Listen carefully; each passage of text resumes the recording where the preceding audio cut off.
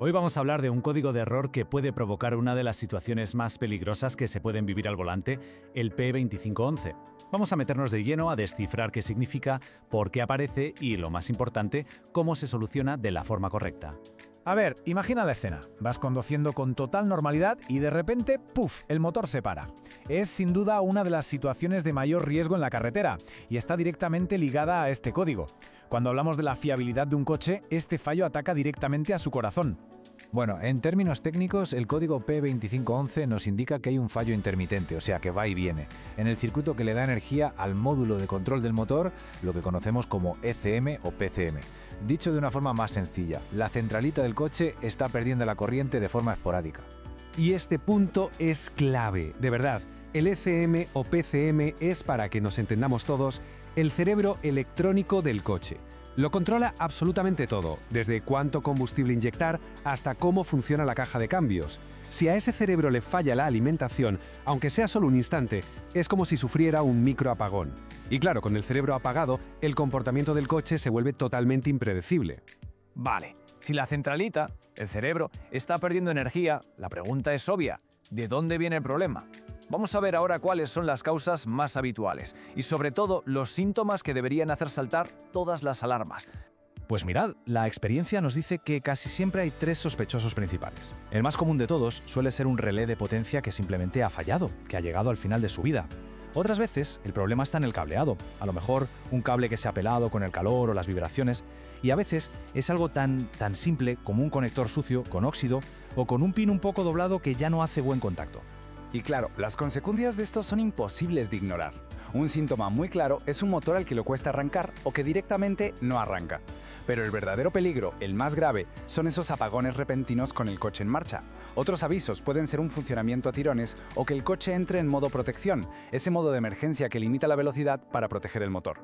Bien, una vez que hemos identificado el problema, las posibles causas y los síntomas, llega el paso crucial: encontrar el origen del fallo de una manera eficaz.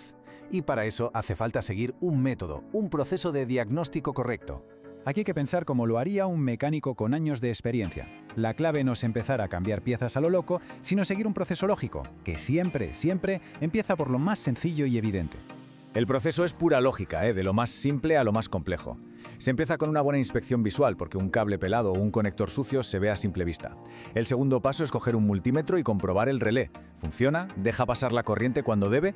Después se miran a fondo los conectores. A continuación se mide el voltaje para estar seguros de que la corriente llega como tiene que llegar. Y solo si todo lo anterior está perfecto, se empieza a pensar en un fallo del propio módulo de control, más que nada porque es la reparación más cara, con diferencia. Pero ojo, tan importante como saber qué hacer es saber qué no hacer. En este tipo de diagnósticos hay algunos errores muy típicos que pueden costar mucho tiempo y, sobre todo, mucho dinero. Como vemos aquí, la mayoría de errores vienen por las prisas. Saltarse la inspección visual es un clásico. A lo mejor el problema es un cable a la vista y ni nos hemos fijado. Otro error muy común: cambiar el relé directamente, sin probarlo. Y si el relé original estaba bien, pues dinero tirado. No limpiar bien los conectores o no medir el voltaje son otros atajos que al final nos pueden llevar a un diagnóstico completamente equivocado. Ya conocemos las causas, los síntomas y cómo diagnosticarlo. Pero, ¿cómo de grave es este código P2511? Bueno, pues la respuesta es rotunda, es una alerta crítica. Requiere atención inmediata. Esta frase, de verdad, lo resume a la perfección. Ignorar el código P251 no es una opción. Las consecuencias de que el cerebro del motor se quede sin energía son sencillamente demasiado graves. El punto fundamental aquí es la seguridad. Un motor que se para sin avisar en una autopista, en un adelantamiento o en mitad de un cruce crea una situación de un riesgo altísimo. Y el peligro no es solo para quien conduce, sino para todos los que están en la carretera. La seguridad es siempre la prioridad número 1.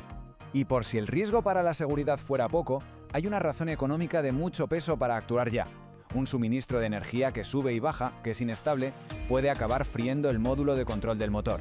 Y cambiar esa pieza es una de las reparaciones más caras que se le pueden hacer a un coche. Así que actuar a tiempo no solo es seguro, también es una decisión inteligente para el bolsillo. Y todo esto nos lleva a una reflexión final. Las luces de advertencia del salpicadero no están de adorno, no son sugerencias, son notificaciones críticas sobre la salud del coche.